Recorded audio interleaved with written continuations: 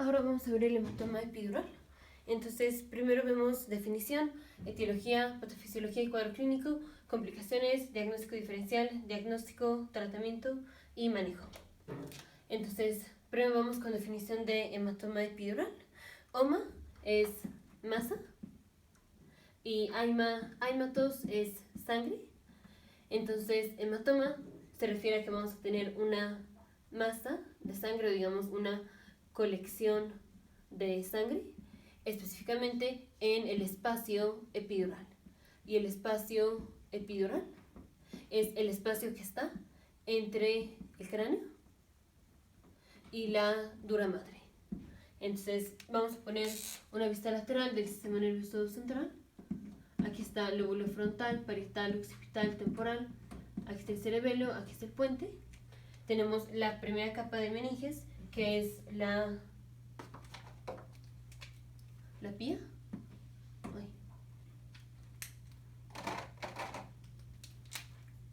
La primera capa de meninges, que es la pía.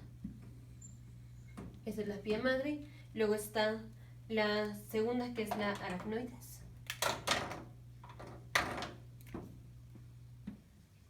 Esa es la aracnoides. Luego está la dura madre.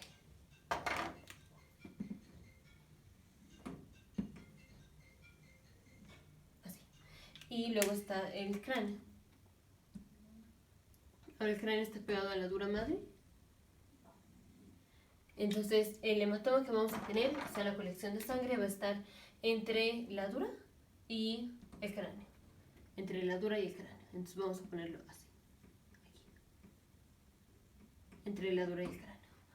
Ahora, más específico que decir entre la dura y el cráneo, recordemos que la dura madre tiene dos capas.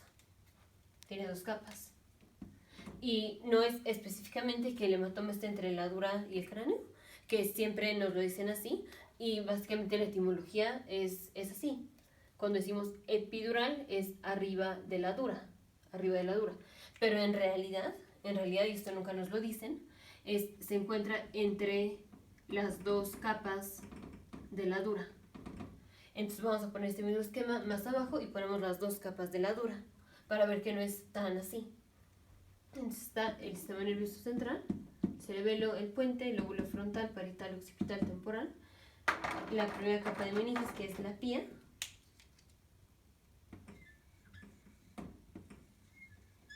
La siguiente, que es la aracnoides.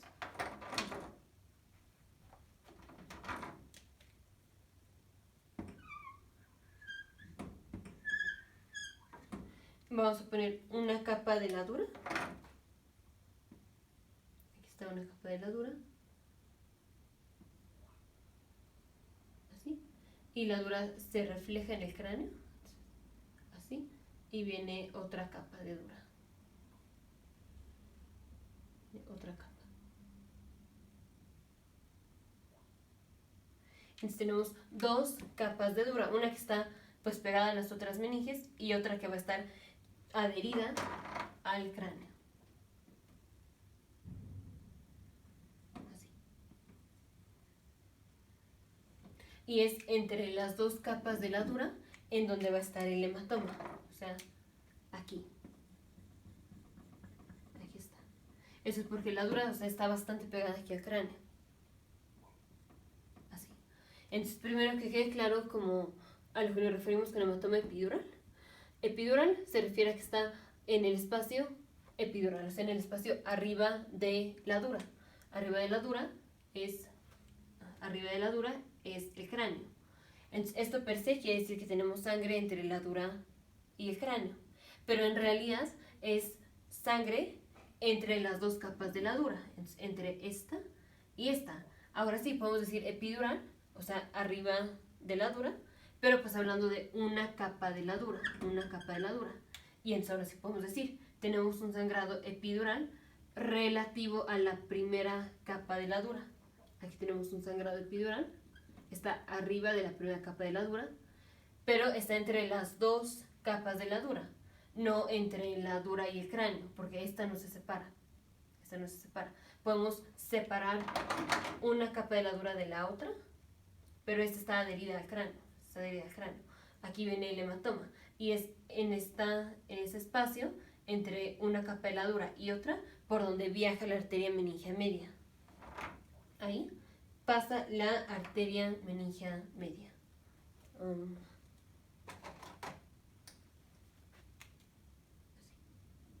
Digamos, esta es la arteria meningia media. Y cuando tenemos daño, esta es la etiología, cuando tenemos daño a la arteria meningia media, es cuando viene el hematoma epidural. Entonces, ya quedamos claro en dónde está el hematoma. Ahora, ¿cómo sucede el hematoma? Entonces, ya en el video anterior vimos dónde se localiza la arteria meningia media. Aquí rápidamente lo repasamos. Tenemos el cráneo y aquí está el encéfalo. Y está rodeado de meninges. Aquí nada más vamos a poner a la dura. Aquí está. Entonces, así. Está el cerebro, está rodeado por la piel, aracnoides. Aquí está la primera capa de la dura, que va a ser esta. Esta es la primera capa de la dura. Y aquí la dura hace como un pliegue. Así. Y va a cubrir a la tapa del cráneo. Así. Así. Entonces tenemos así. Y en el cráneo tenemos adherida la dura. Voy a quitar la dura. Entonces tenemos dos capas de dura. Esta capa que es la que está pegada al encéfalo, y esta que es la que está pegada aquí, al cráneo. Lo voy a poner así y así. Ahora, la arteria meningia media va a pasar entre las dos capas de la dura, pero a nivel de esta región. O sea, vamos a poner el encéfalo, las meninges y el cráneo, pero digamos una vista así superficial. Entonces tenemos, está el sistema nervioso central, está cubierto por meninges. Ahorita ya nada más voy a poner la última capa, que es la dura. Aquí está. Esta es la dura. Luego voy a poner la otra capa de la dura, que para que quede claro la voy a poner en azul. Y es esta capa la que está adherida al cráneo. Aquí está el cráneo. Así. Y esto debería de ponerlo así todo en negro, porque pues estamos viendo superficial y no podemos ver al cráneo, al encéfalo en esta vista. Pero vamos a poner la arteria. Entonces, la arteria meningia media va entre la capa verde y la capa azul, o sea, entre esta capa de la dura y esta otra. Así. Aquí está la arteria. Y da ramas. Y está entre la capa verde y la capa azul. Entonces tenemos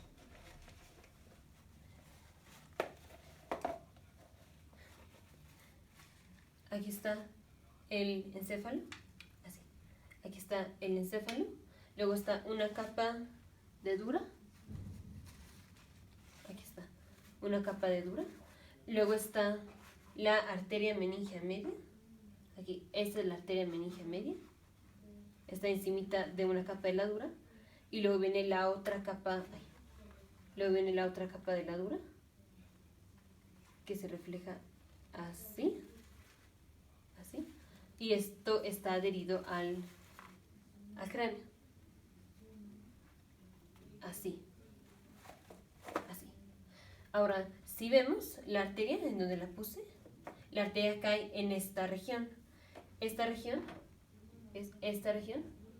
se llama el pterión, y esta es la región de la sien, más o menos. Específicamente es la región en donde se une este que es el hueso frontal, con este que es el hueso parietal, con este que es el hueso temporal. Entonces decimos, la arteria meningia media pasa en la región del icterión, pero profundo, obviamente no pasa aquí superficial, está adentro. Adentro es, quitamos, o sea, si podemos perforar aquí, ahí estaría la arteria meningia media. Quitamos el cráneo, o la tapa del cráneo, quitamos la segunda capa de la dura, que es la que está en azul, y aquí está la arteria meningia media. ¿En qué región? Profundo a la región del icterión, o sea, si podíamos perforar aquí, ahí estaría la arteria meningia media. Quitamos la arteria meningia media y está la otra capa de dura. Y luego está el encéfalo. Entonces, cuando tenemos daño a esta arteria, vamos a tener sangrado. Entonces, aquí va a venir sangrado. Bueno, no lo puedo pintar, pero aquí vamos a tener sangrado. Y es sangrado entre esta capa y la otra capa de la dura. Sangrado así. Está la arteria, se rompe la arteria y viene sangrado en este espacio, entre una capa de la dura y otra capa de la dura. Y ese es el hematoma epidural. En per se, el sangrado está entre las dos capas de la dura y no entre la dura y el cráneo. Entre la dura y el cráneo. Sí, podemos verlo como que hay sangre entre la primera capa de la dura, y la segunda capa de la dura que está adherida al cráneo. Y ahora sí, eso es hematoma epidural. Una colección de sangre que está arriba de la primera capa de la dura. O sea, en el espacio epidural, y el espacio epidural es el espacio entre la primera capa de la dura y la segunda capa de la dura. Así. Entonces, ya, y la etiología es cuando se daña esa arteria, viene el sangrado. Principalmente esto se va a dar por un traumatismo cráneoencefálico. Ahora vamos a ver cómo se presenta el paciente. Entonces, patofisiología del cuadro clínico. Entonces, ya vimos que vamos a tener sangre entre las dos capas de la dura. Y en el cráneo, en la cavidad craneal, ya solo cabe el encéfalo, ya no tenemos espacio para nada más. Entonces, cuando viene el sangrado, la sangre empieza a ocupar espacio, no se puede expandir para acá porque hay hueso, entonces empieza a comprimir el encéfalo. Y la dura, esta parte de la dura, pues empieza a hacer para allá, así, porque el hematoma se está expandiendo y es más fácil expandirse hacia el lado del encéfalo que expandirse hacia acá, pues porque aquí hay hueso. Entonces, lo primero es el paciente va a venir con traumatismo craneoencefálico casi siempre, va a tener cefalea y va a tener pérdida de la conciencia, luego va a tener un intervalo lúcido. En ese intervalo lúcido es el paciente retoma la conciencia entre un intervalo en donde hubo dos pérdidas de la conciencia. O sea, si ponemos aquí, esta es la línea del tiempo, digamos, aquí viene el traumatismo cráneoencefálico, luego el paciente pierde la conciencia, pasa tiempo, como 1 o 2 minutos, o hasta pueden ser 30 segundos o así, luego retoma la conciencia, luego pueden pasar horas, por ejemplo, y vuelve a perder la conciencia. Entonces viene el traumatismo craneoencefálico, pérdida de la conciencia, luego retoma la conciencia y luego vuelve a perder la conciencia. Esto es un intervalo lúcido, que es retoma la conciencia entre un intervalo de 2 pérdidas de la conciencia. Entonces así se presenta el paciente, más rápidamente viene la complicación que es herniación. Aquí el hematoma se empieza a expandir, empieza a comprimir al encéfalo y eso hace que tengamos un aumento de la presión intracraneal. Y finalmente esto va a hacer que tengamos herniación. O sea, ya en videos anteriores vimos los 4 tipos de herniaciones principales, pero vamos a tener herniación. Por ejemplo, uncus aquí el temporal se puede herniar y pasarse aquí, hacia el tallo cerebral. Entonces, el paciente se va a presentar con cefalea más intervalo lúcido, o sea, pérdida de la conciencia, intervalo lúcido, y rápidamente puede desarrollar la herniación. Ahora, la herniación se va a presentar con pupila fija y dilatada, ipsilateral a la lesión. Digamos, si la lesión fue del lado izquierdo, vamos a tener pupila fija, dilatada del lado izquierdo. Aquí el hematoma yo lo puse, digamos, como en la parte anterior del cráneo, pero el hematoma principalmente se da en la parte lateral. Solo que pues no puedo pintar aquí parte lateral. El hematoma generalmente se da en la parte lateral. Y también se va a presentar con un déficit neurológico focal, como puede ser hemiparesia contralateral a la lesión o trastorno sensitivo igual contralateral a la lesión. Ya si progresa, tendremos hemiparesia o trastornos de la sensibilidad ipsilateral. Esto es complicaciones de herniaciones, esto ya lo vimos más específico en videos anteriores. Pero básicamente es solo la primera parte, yo no me voy a enfocar en la parte de que si es ipsilateral, en sí esto se complica, porque eso es bastante raro. Lo más importante es el paciente va a venir con pupila fija dilatada ipsilateral y hemiparesia contralateral. Esto es porque vamos a poner un corte coronal del sistema nervioso central. Aquí este es el lóbulo frontal, hacemos un corte coronal así y luego lo estamos viendo en esta dirección, así. Y otro corte, solo que un poco más atrás a nivel del lóbulo parietal y lo vemos en esta dirección. Entonces tenemos los ventrículos laterales para ubicarnos y la cápsula interna. Estos son los ventrículos laterales y esta es la cápsula interna. Aquí dijimos, fue un corte a nivel del lóbulo frontal, entonces esta es corteza frontal y este fue un corte a nivel del lóbulo parietal. Entonces esta es corteza parietal. Corteza parietal. Entonces, ya en videos anteriores vimos que la corteza integra información que viene del cuerpo o controla el cuerpo, pero contralateral. O sea, aquí, esta región integra la vía motora, o digamos, aquí tenemos el control motor de la extremidad contralateral, en este caso de la pierna derecha, de la extremidad contralateral. Y aquí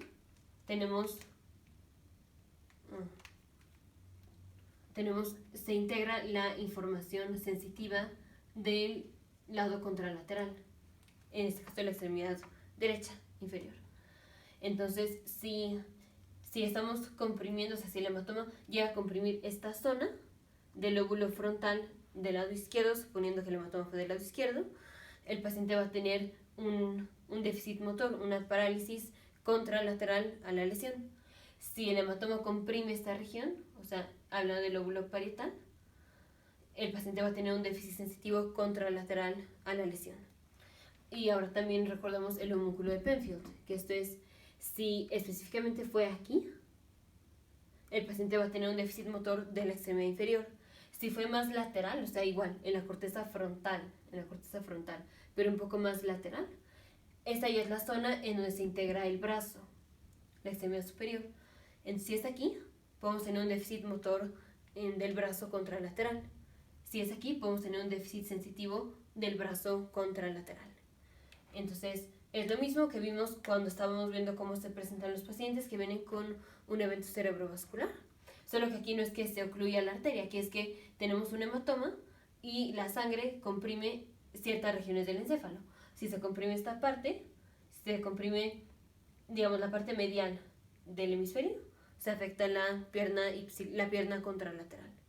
Si se afecta la parte lateral del hemisferio, se afecta la extremidad superior. Ahora, si es en el lóbulo frontal la afección, el paciente va a venir con un déficit motor. Si es en el lóbulo parietal, el paciente va a venir con un déficit sensitivo de la extremidad contralateral, dependiendo de si fue a este nivel o a este nivel. Si es superior, extremidad superior o extremidad inferior. Que esto lo vimos en videos anteriores. Puede progresar la herniación, o sea que tengamos un hematoma, tengamos herniación y entonces ahora se empiece a comprimir el otro lado del encéfalo. O sea que ahora se empieza a comprimir este lado No por el hematoma, sino porque está el... Voy. Porque está el cráneo, está un hemisferio, voy por el otro. Porque está un hemisferio, el otro hemisferio, y digamos el hematoma está comprimiendo a este. Digamos, está comprimiendo a este hemisferio. Así, el hematoma lo está comprimiendo. Pero esto va a hacer que de este lado el hemisferio se esté comprimiendo contra el cráneo.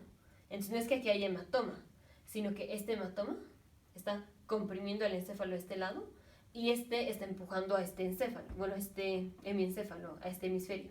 Y este se comprime contra el hueso. Entonces, finalmente, el otro hemisferio también se puede dañar, que es complicación de la herniación, como ya lo vimos en videos anteriores.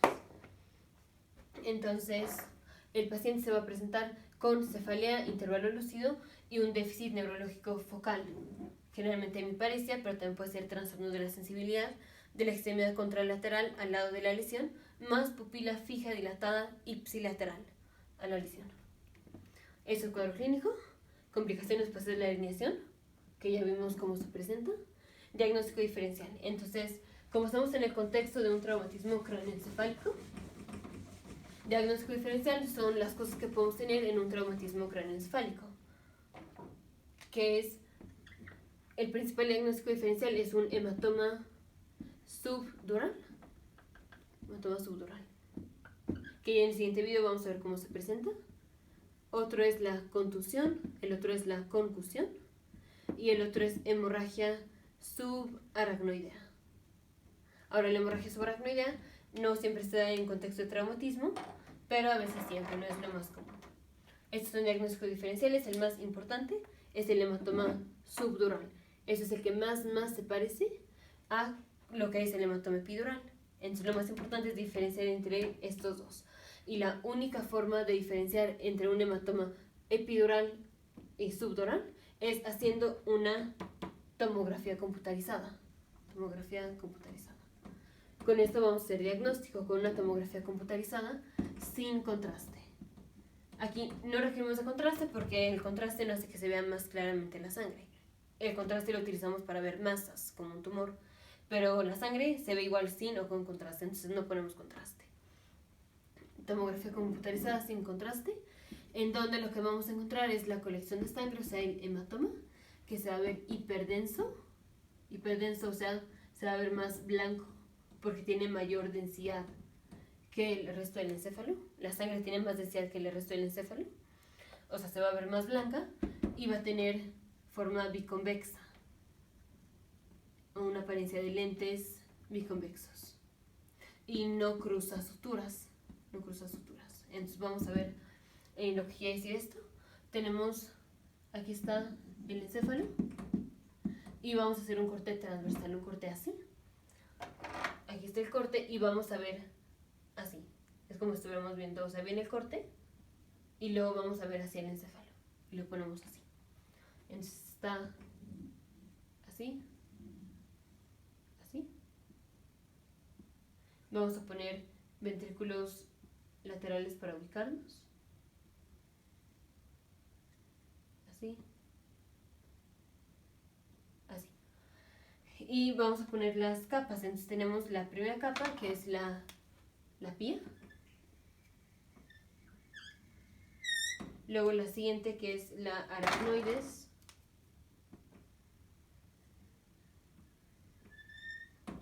Y luego la dura. Ahora recordemos que dijimos la dura tiene dos capas. Aquí está una capa. Y luego está la otra capa. La otra capa la voy a poner en azul.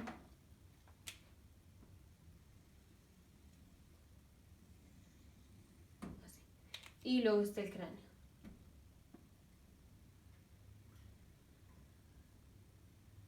Así. Ahora aquí importante, vamos a poner las suturas. Suturas es en donde un hueso se une con otro. Entonces, por ejemplo, aquí, esta es una sutura, esta es una sutura, esta es una sutura. Entonces vamos a poner las suturas. Por ejemplo, aquí hay una sutura. Y vamos a poner otra sutura aquí. Por ejemplo. Bueno, sí. Entonces está está la dura, esta capa de dura y aquí está la otra capa. Y están pegadas, lo normal es que estén pegadas. Así, las dos capas de la dura están pegadas entre sí. Aquí es que la puse bastante separada. Y voy a ver que no se me ha acabado el espacio del video. Ok, muy bien. Entonces vamos a tener sangrado aquí, entre las dos capas de la dura.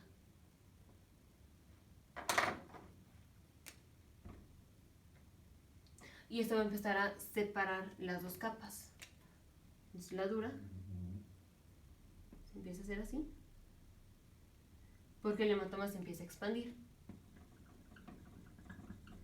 Así, el hematoma se empieza a expandir. Se sigue expandiendo, entonces esta capa de la dura se sigue empujando. Así. Y hasta aquí nos quedamos. Porque ya aquí la dura está adherida al cráneo, o sea, la azul está adherida al cráneo. La otra capa está pegada a la capa azul, pero pues las podemos separar. El punto en donde no se pueden separar es en el punto donde hay suturas. Aquí ya no se puede separar, entonces el hematoma hasta aquí llegó, ya no puede seguir separando las dos capas de la dura, porque ya esta también está fija aquí están más fijas. Aquí puede seguir separando la dura, así, y la dura se abomba, así.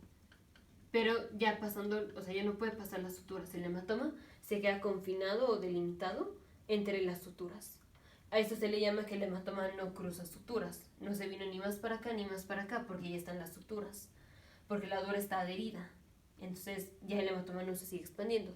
Se puede expandir para acá, pero ya no más así.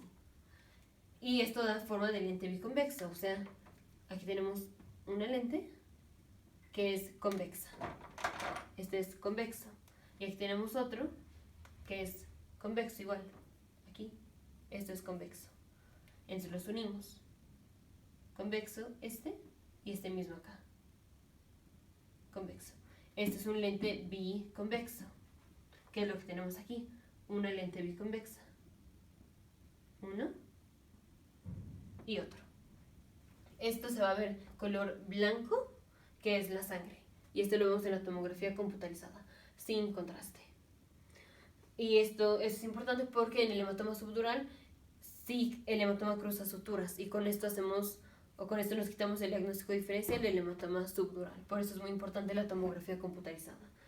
El tratamiento hay que evacuarlo, hay que drenar el hematoma si es que es grande. Si el hematoma es grande, lo drenamos y esto va a ser, hacemos craniotomía. Si el hematoma es chico, no le vamos a hacer nada. Ahora casi siempre vamos a hacer nada, no le vamos a hacer algo. El hematoma casi siempre es grande y esto es, ya vimos con emergencia porque rápidamente terminamos con la herniación. Entonces casi siempre hay que evacuarlo. Ahora, para evacuarlo hay que preparar al paciente, entonces vamos al manejo. El manejo es,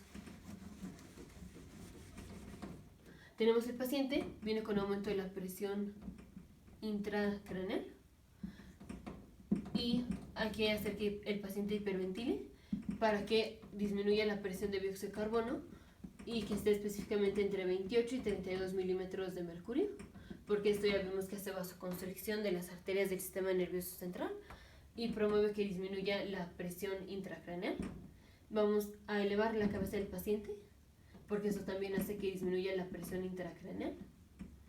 Y vamos a dar manitol, que es un diurético, también para que disminuya la presión intracraneal. Ya en videos anteriores vimos por qué el manitol disminuye la presión intracraneal. Entonces, esto es manejo, digamos, preparación para hacer la craneotomía.